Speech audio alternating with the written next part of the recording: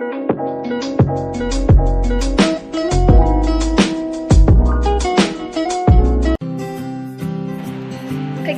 mengidentifikasi risiko akan menghasilkan suatu daftar mengenai kerugian potensial. Daftar ini disebut dengan daftar kerugian potensial atau checklist. Dari daftar tersebut dapat diketahui kerugian apa saja dan bagaimana terjadinya yang mungkin akan menimpa bisnis, sehingga daftar tersebut dapat dijadikan sebagai dasar dalam menentukan kebijakan pengendalian risiko.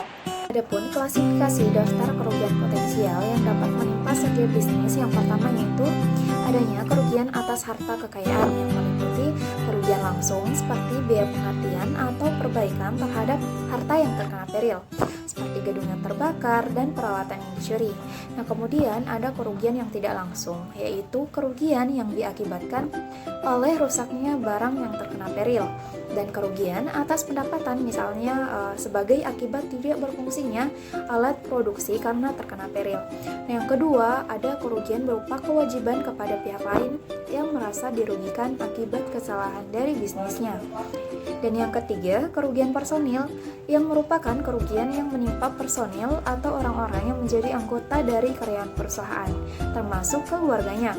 Contoh, kematian, ketidakmampuan karena cacat, dan lain-lain. Nah, dengan melihat jenis dan kondisi tersebut, maka seorang manajer harus selalu mempelajari dan mengevaluasi peristiwa kerugian yang telah diderita, mengikuti dan mempelajari peristiwa-peristiwa kerugian yang dilaporkan lewat publikasi-publikasi, serta menghadiri pertemuan-pertemuan para manajer di dalam internal perusahaan.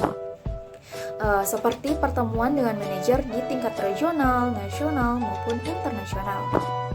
Metode mengidentifikasi risiko.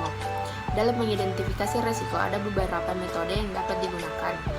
Yang pertama yaitu menggunakan daftar pertanyaan atau kuesioner.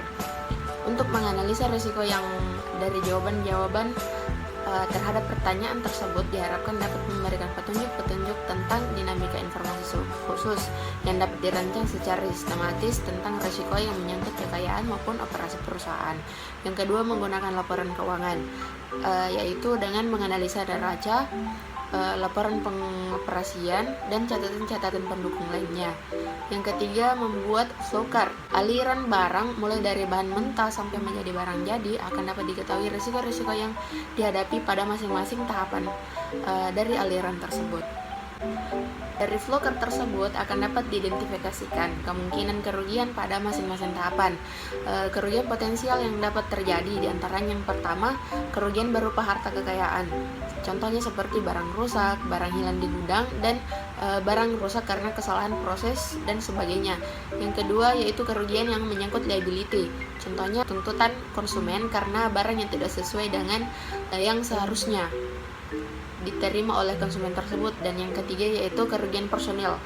Contohnya seperti kecelakaan kerja yang terjadi dalam pabrik pada saat karyawan bekerja. Selanjutnya itu dengan inspeksi langsung di tempat, artinya dengan mengadakan pemeriksaan secara langsung di tempat di mana dilakukan operasi atau aktivitas perusahaan, sehingga dari pemeriksaan atau pengamatan itu manajer akan dapat belajar banyak mengenai kenyataan di lapangan yang akan sangat bermanfaat bagi upaya penanggulangan risiko. Yang kelima yaitu mengadakan interaksi dengan departemen atau bagian-bagian dalam perusahaan. Ada beberapa cara yang dapat ditempuh dalam hal ini. Yang pertama dengan mengadakan kunjungan ke departemen bagian-bagian akan dapat meraih atau memupuk saling pengertian antara kedua belah pihak dan akan dapat memberikan pemahaman yang lengkap tentang aktivitas mereka dan kerugian-kerugian potensial yang dihadapi bagian mereka. Yang kedua yaitu dengan menerima, mengevaluasi, memonitor, dan menanggapi laporan-laporan dari departemen atau bagian-bagian yang akan dapat meningkatkan pemahaman tentang aktivitas dari perusahaan tersebut. Keenam, yaitu dengan mengadakan interaksi dengan pihak luar, artinya mengadakan hubungan dengan perseorangan ataupun perusahaan-perusahaan lain, terutama pihak-pihak yang dapat membantu perusahaan dalam menanggulangi risiko, seperti akuntan, penasihat hukum, konsultan manajemen, perusahaan asuransi, dan sebagainya. Kemudian selanjutnya yang ketujuh yaitu dengan melakukan analisa terhadap kontrak-kontrak yang telah dibuat dengan pihak lain. Dari analisa tersebut akan dapat diketahui kemungkinan adanya risiko dari kontrak tersebut. Misalnya, rekanan tidak dapat memenuhi kewajibannya, denda keterlambatan dalam memenuhi kewajiban, dan sebagainya. Kemudian metode yang ke-8 yang dapat digunakan yaitu dengan membuat dan menganalisa catatan atau statistik mengenai bermacam-macam kerugian yang telah pernah diderita. Dari catatan-catatan itu akan dapat diperhitungkan kemungkinan terulangnya suatu jenis risiko tertentu. Metode ke-9 yang dapat digunakan yaitu dengan mengadakan analisa lingkungan, yang sangat diperlukan untuk mengetahui kondisi yang mempengaruhi timbulnya risiko potensial seperti konsumen, supplier, penyalur, pesaing, dan penguasa atau membuat peraturan atau perundang-undangan. Adapun manfaat daftar kerugian potensial.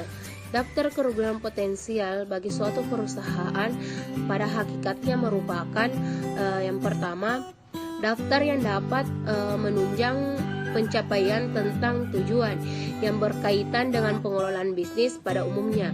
Yang kedua, suatu cara yang sistematis guna mengumpulkan informasi mengenai perusahaan-perusahaan lain yang mungkin ada kaitannya dengan aktivitas bisnisnya. Jadi, daftar kerugian potensial sangat bermanfaat bagi kegiatan pengelolaan bisnis secara keseluruhan, tidak hanya di bidang penanggulangan risiko saja. Adapun manfaat kerugian potensial bagi manajer risiko antara lain, yang pertama, mengingatkan manajer tentang kerugian-kerugian yang akan menimpa bisnisnya. Yang kedua, sebagai tempat mengumpulkan informasi yang akan menggambarkan dengan cara apa dan bagaimana bisnis-bisnis khusus yang dapat dimanfaatkan untuk menanggulangi risiko potensial yang dihadapi bisnisnya. Yang ketiga atau yang terakhir, sebagai bahan perbandingan dalam mereview dan mengevaluasi program penanggulangan risiko yang telah dibuat, yang dapat mencakup premi yang sudah dibayar.